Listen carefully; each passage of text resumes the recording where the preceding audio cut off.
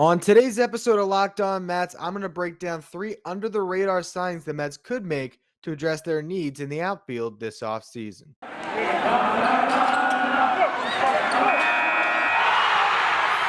are Locked On Mets, your daily New York Mets podcast. Part of the Locked On Podcast Network, your team every day.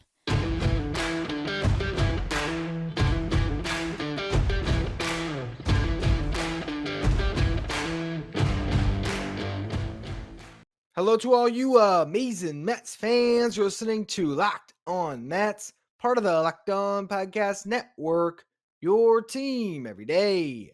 Thank you for making Locked On Mets your first listen every day. Locked On Mets is free and available on all platforms, including YouTube.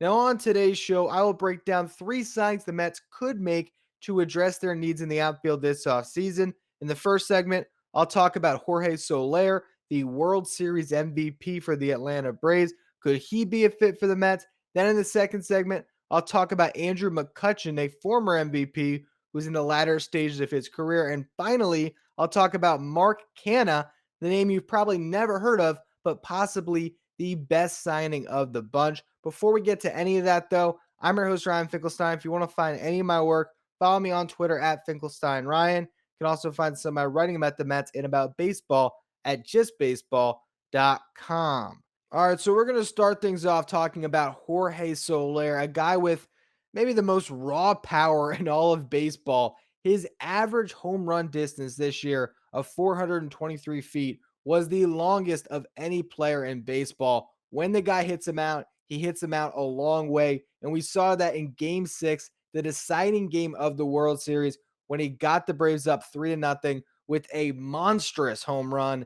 That was obviously the reason he won the World Series MVP. Had 3 pivotal home runs in that series, hit 300 with 6 for 20. Just a really good series for him. A very strange playoffs in general for him because Soler ended up coming down with COVID at the end of the NLDS because he was not vaccinated. He ended up missing all of the NLCS, or basically all of it. Came back at the end, got 2 at-bats. But you look at the impact he had. Obviously, the World Series is what people are going to remember. He will always be part of those trivia questions, right? Your World Series MVPs, Jorge Soler, maybe one of the most rare World Series MVPs. I believe he was a third DH to win a World Series MVP. I got to imagine David Ortiz factored in at some point during his career. But if you look at Jorge Soler as a player, as a free agent, we're not just going to judge him off of a week span where he was playing in the World Series on the biggest stage.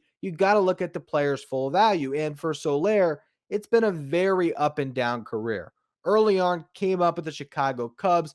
Right when he was trying to break through, they signed Jason Hayward to that 8-year contract, and that was basically blocking Soler. So, he always had that struggle to find playing time. Did win a World Series in 2016, but right after he was traded to the Royals, where he was finally going to get everyday playing time, and it just didn't always work out for him. If you look at his career, he's only graded out as an above average player based on WAR in one season. I'm just saying a consensus above average player. He's had seasons where his WAR is 0.6 or 0.9. He's also had seasons where his WAR is in the negatives, but there was only one season where he was definitively an above average player, and that was 2019, when he hit 48 home runs, had a WAR over 4 that season. You look at what he did that year, and it was remarkable. He put it all together. To hit 48 home runs when you're playing half your games at Kauffman Stadium is ridiculous. He played every game that season, so that was really the best we've ever seen Jorge Soler. But if you look as a whole, I mean, he's a 246 career hitter, 331 on base percentage, 465 slugging percentage. His career weighted runs created plus is 111, so above average, but that is mostly drawn from the power. And if the home runs aren't coming and he's more swing and miss than he is, getting on base with the walks, he can be a real detriment to your lineup. He's a very, very streaky hitter. And we saw that, I mean, at the utmost this year with the Royals. He hit 192, 288 on base percentage, 370 slugging percentage in 94 games. Those numbers actually are a little bit better than he was for a lion's share of the season, because once we got into the second half, that's when he started to hit. Some of that coming with the Royals right before the trade. Hats off to Alex Anthopoulos of the Braves to identify him as a player that was on an upward trajectory. They got him at the right time, and he was great with the Braves. Hit 13 home runs, or 14 home runs with the Braves, 13 with the Royals, 27 overall. But from the All-Star break on, he had 20 home runs. He hit 263, 357 on base percentage, 555 slugging percentage, 911 OPS. If you get that player, he's a remarkable add this offseason, but there's no guarantee you're going to get the guy that showed up for the last few months of the season. Again, if you look at the lion's share of his career, you're talking about a slightly above average hitter who has crazy pop. Does that mean the Mets should not target a player like Soler? Of course not. You got to bet on players, and this is maybe the highest upside under the radar signing the Mets could make, particularly of the three we're going to talk about today, with McCutchen and Mark Canha being the other two.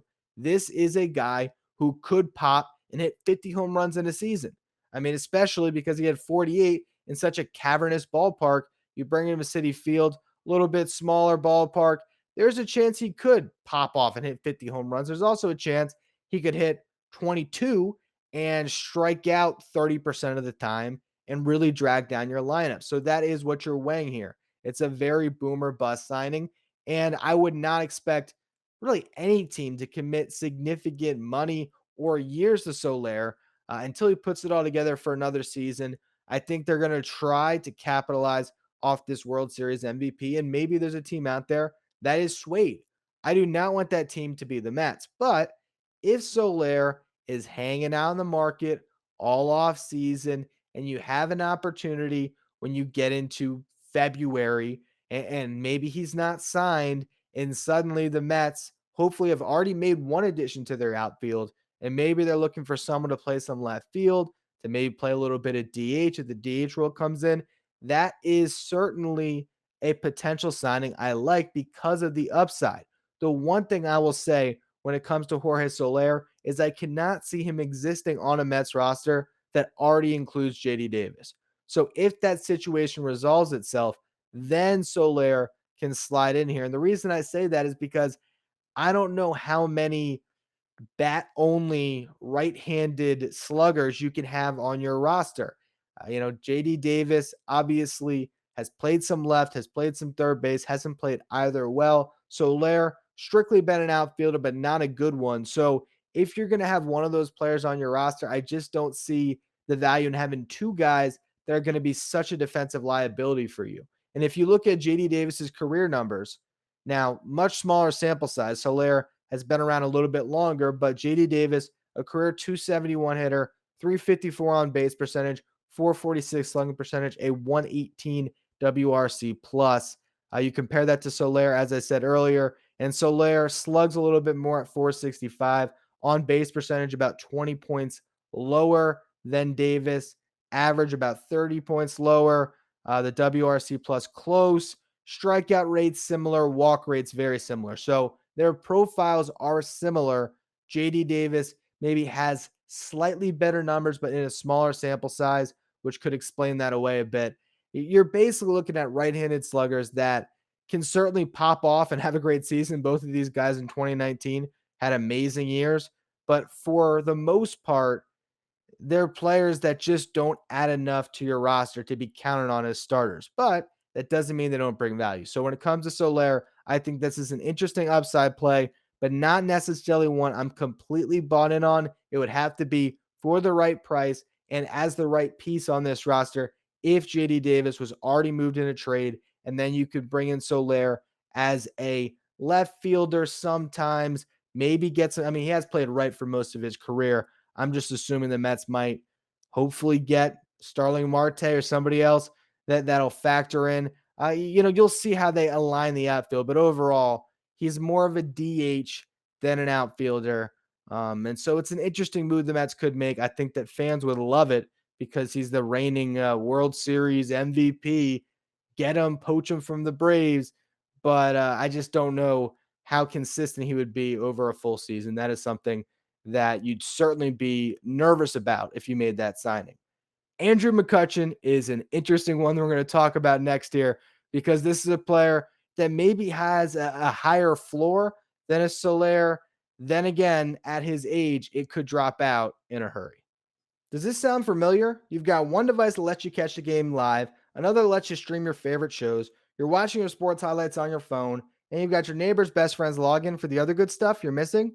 Well, I want to tell you about a simple way to get all that entertainment you love without the hassle and a great way to finally get your TV together. It's called DirecTV Stream, and it brings your live TV and on demand favorites together like never before. So you can watch your favorite sports, movies, and shows all in one place. That means no more juggling remotes, no need to buy another device ever again. And the best part, there's no annual contract. So get rid of the clutter and the confusion. Get your TV together with DirecTV Stream. You can learn more at directv.com. That's directv.com. Compatible device required. Content varies by package. So let's get into maybe the most polarizing signing of these three, the one that fans are certainly going to be ready to get onto the keyboard there and type out their enraged comments about how Andrew McCutchen is 35. He's going to be terrible. Former Philly. We've seen this story before. Mets sign a guy who was once great, get him when his career's over. He's terrible, i.e., Roberto Alomar, Mo Vaughn, Michael Kadire. List goes on, really. So I get anyone's pessimism when it comes to signing Andrew McCutchen. But let's just go through the numbers, okay? Let's take a minute. Let's dive in and see if there's still some value there. This past season, Andrew McCutchen hit 222. I just want to leave that there. Can I say that again? Because I know that there's the fans that still love batting average that are going to hear that and they're going to feel some type of way. So I want to say that again so it sinks in. This season, Andrew McCutchen hit 222. You want him? Well, he had a 334 on base percentage. He drew a lot of walks, which nowadays just as good as hits. 444 slugging. Did hit 27 home runs. Fans will like that. 78 RBIs. He had a 107 WRC plus. Again, that is weighted runs created plus, measuring league hitters based on an average of 100. So he was slightly above average this past season, and that factors in ballpark. So playing in that bandbox at Citizens Bank, that does not, inflate that WRC plus. That's factored in. So you could expect a slightly above average hitter. And the one thing I'll say is throughout his career, he's always been above average based on that metric. Obviously, that's not saying much for those early stages where he was playing at an all-star and then eventually an MVP level. But in these latter years, I think there is a perception that he's become a bad player, and that's just not the case. He is still a slightly above average hitter. He's going to give you a good at bat. You look at his walk percentage this year, it was in the 97th percentile around baseball. So still a great eye, great plate discipline, doesn't chase pitches, gets himself in good counts, doesn't have the same pop he used to. His average exit velocity is in the lower percentiles. I believe it's the 38th percentile. So he's not going to be hitting the ball a mile like he used to. He's not Jorge Soler with the pop. If you could combine those two players, you take McCutchen's plate discipline and Soler's raw power, we'd be talking about a hell of a player. And we'd also be talking about a player that would be a lot more attractive for the Mets. But we're talking about under the radar signings. These are guys that you could acquire without having to break the bank, who could fill a role. And Andrew McCutchen could certainly do that. I don't know if I would sign him on to start 140 games like he did for the Phillies this past year, but to come in and to play a role coming off the bench and still getting, a pretty good amount of starts out in left field. I think this could work for the Mets if they decide to go the route of getting a veteran. And the one thing that I like about Andrew McCutchen is he brings you veteran leadership that I think is tangible. I don't think that is just a fake thing because he's 35, he's a veteran leader. No, I actually think Andrew McCutchen does have those qualities. He was the best player on multiple playoff teams. He has that experience that he brings to you. He obviously has experience in this division now playing for the Phillies. It's not my top signing this offseason by any sense of the imagination. That's certainly not a top priority to acquire Andrew McCutchen. But when it comes to under the radar signings, if he doesn't cost a ton, if he comes in on a 1-year deal, the Mets could do a lot worse. I like Andrew McCutchen a hell of a lot more than I like Kevin Pillar. And I'll just leave it at that. I think that Pillar does not give you anywhere near the quality at bat that Andrew McCutchen does. Maybe the leadership's the same, but I think McCutchen does a lot of the same things that Pillar did for the Mets, just a little bit better. So I really like the fit when it comes to the clubhouse aspect, when it comes to being a professional, and when it comes to giving you a quality at bat in the lineup. And again, this is not the replacement for Michael Conforto. This is more the replacement for Dominic Smith out in left field, depending on how you construct your roster. I think the thing the Mets have to look at when it comes to building out a team right now is you have a lot of potential options in the infield. That's something that I've harped on a lot so far this offseason. With Robinson Cano coming back, with Jeff McNeil able to play all over, with the potential return of Javi Baez, joining Francisco Lindor and Pete Alonso in the lineup every day. You still have Guillorme around. JD Davis, still a possibility. Mark Vientos and Brett Beatty on the way. There's just a lot going on in the Mets infield that I think they can get by without having to address it much beyond the Baez re-signing, if that's ultimately the route they go. When it comes to the outfield, I just don't like going into another season where you're looking at Brandon Nimmo and a lot of question marks while he still is an injury question mark. And I look at Andrew McCutchen as a player that could come in, and if he has a good year, maybe he's your starting left fielder. Regardless, though, I think he has a positive impact on every team he is on, and I believe he'd be an interesting fit for the Mets. I don't know if I like him more than Soler. I think it's very similar, those two guys, in that I think it could go either way. I think both of them could boom and have good years, and I think they could go bust and have terrible seasons for the Mets. Mark Canha is a player that I think has a really interesting profile that could fit in well at the Mets, and we're going to talk about him next. You've probably never heard of Canha, and I'll be honest, until I found out he was a free agent, I hadn't heard of him either. But I've been doing a lot of digging on him. And I think he's a very interesting fit for the Mets this offseason. I don't know about you, but I love Thanksgiving. Between all the good food and treats, and dessert's always the best part of any feast. And maybe this year, you want a dessert that's just not so full of calories and sugar. That is why this is the perfect time of year for Built Bars, the new holiday dessert. You can feast on something delicious, but feel good about it. One slice of pie is upwards of 300 calories, and that's on the low end. Whereas with Built Bars, you're talking about 130 calories, only 4 grams of sugar, but packed with plenty of protein. You can replace that coconut cream pie with a coconut Built Bar or a raspberry Built Bar instead of the raspberry pie. There's lots of good flavors that can replace any pie. They all come low in calories, low in carbs, low in fat, but high in protein, and they all come covered in 100% chocolate. There's new surprises all month with limited time flavors arriving at built.com regularly. So check the site often. There's nothing like a Built Bar Black Friday. So mark your calendar because on Black Friday, there'll be a huge event with all sorts of surprises.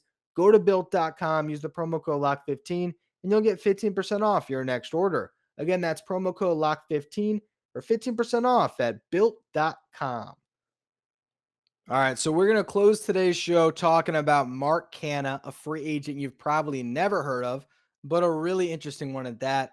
He's entering his age 33 season. He did not debut until 2015 at 26 years old, but you look at his career numbers, just very solid. A 244 hitter, 344 on base, 431 slugging. His weighted runs created plus for his career is at 116, so 16% better than your league average hitter. In 2021, not his best year, but probably what you can expect. Right around the same numbers as those career norms. Did not slug as well, but still got on base at a high clip. He scored over 90 runs. 231 batting average, 358 on base percentage, 387 slugging, 115 WRC plus. He had 17 home runs, 22 doubles, and 4 triples. So 43 extra base hits. Stole 12 bases, had 61 RBIs. Just a quality player that's been in Oakland for a long time.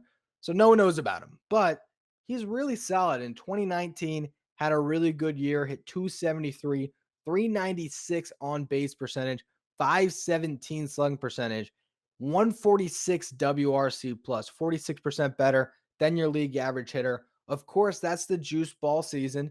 He had 26 home runs, so that likely inflated his value. Had a 4.0 F WAR that season. You look at his defense, and that's the best part about Canha compared to these other two guys. He has been at about league average throughout his career, if not slightly better. 7 defensive runs saved in the outfield throughout his career. This past season, 2 outs above average. He was in the 74th percentile among players in baseball when it comes to his defense. So I look at Mark Canha, and this is a player that I actually think would start for the Mets every day. I'm pretty confident in that, as opposed to McCutchen or Soler, where I believe they can start, but I'd be more comfortable if they had a little bit more of a split role, or at least starting in the outfield, I guess I should say. I think McCutchen or Soler could get a ton of time at DH. Canha, I think, could play out in the outfield every single day still and give you above average defense while being just a solid cog in your lineup.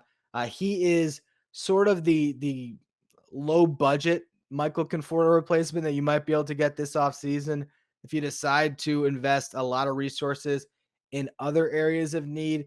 Canha would be a plug and play starter that could make a lot of sense for the Mets, and really someone we should watch this offseason. The one concern I'd have about Canha is the fact that he's been playing in obscurity in Oakland with no fans out there. Then he becomes one of the signings you make in the offseason that comes in. What's the pressure going to be like? Is he going to deal with the James McCann type regression? That's certainly on the table. I think that the way that Canha can come to the Mets that you feel good about it is if he is not one of your top three additions you make this offseason. If you had already gotten Starling Marte and Javi Baez and brought back Stroman or something along those lines, if you had already made a bunch of moves and he was just brought in almost the same way that Jonathan Villar and Kevin Pillar were at the end of the offseason last year, then I think the pressure would not be ratcheted up from day one the way it was with the James McCann, who was essentially your second biggest addition last offseason. And I think he felt that pressure. So maybe if Canha comes in under the right circumstances, he becomes a better fit. If he just becomes the outfielder that you get because you struck out on Bryant and Marte and even Chris Taylor, and suddenly he was your fourth option and you land on him, and then he's sold to the fans as the replacement to Michael Conforto. That's going to bring a lot of pressure on Canha's shoulders, and I'm just curious how he would handle that pressure. We have no idea what his makeup is compared to any of the other players that we've talked about today, or past Mets who have struggled when they come over. So he might be a player that thrives under that spotlight, and hopefully he is if the Mets go that route. But I think when we're talking about the three under the radar additions we've gone through today, Mark Canha certainly is the player that I look at that I say that is the highest floor starter of this bunch. I think that Jorge Soler is definitely the highest ceiling guy because he has that potential to hit 50 bombs in a season. But Mark Canha, I feel pretty confident in to go out there, give you a 2.5 F WAR season, and provide quality defense while being an above average hitter, which is all you can really ask for, right? When you're talking about an under the radar signing. Anyway, that's going to be all for today's edition of Locked On Mets. As always, thank you for listening. Make sure you follow, rate, and review wherever you get your podcast. Make sure you follow me on Twitter at Finkelstein Ryan. Follow the show at Locked On Mets. Thank you for making Locked On Mets your first listen every day. Now, for your second listen, check out Locked On Bets, your daily one-stop shop for all your gambling needs. Locked On Bets is hosted by your boy Q with expert analysis and insight from Lee Sterling. You can find Locked On Bets wherever you get podcasts.